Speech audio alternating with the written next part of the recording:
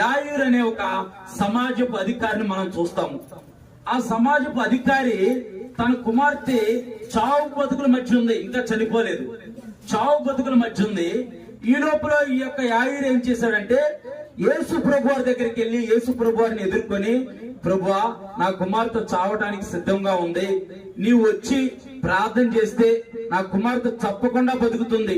ఎందుకనంటే నువ్వు పుట్టినది మొదలుకొని కుంటువానికి కాళ్ళు ఇచ్చావు, నడిపించావు, పక్షవాయు గల రోగిని నువ్వు ముట్టావు, కుష్టి వ్యాధి గల వాడిని స్వస్థపరిచావు, రక్తస్రావం గల స్త్రీ నీ వస్త్రపు చెంబు ముట్టుకుంటే చాలు ఆమె స్వస్థపరచబడిందని ఈయన విశ్వసించి యేసు ప్రభు వారి దగ్గరకు వచ్చి యేసు ప్రభు వారిని అడుగుతున్నాడు. ఏమని అడుగుతున్నాడంటే, ప్రభువా, నీవు గనక ఒక్కసారి మా ఇంటికి వస్తే మా కుమార్తె చావు బతుకుల మధ్య ఉంది, ఆమె నీవు వచ్చి ప్రార్థన చేస్తే గనక ఆమె తప్పకుండా ఆమె బతుకుతుందనే విశ్వాసంతో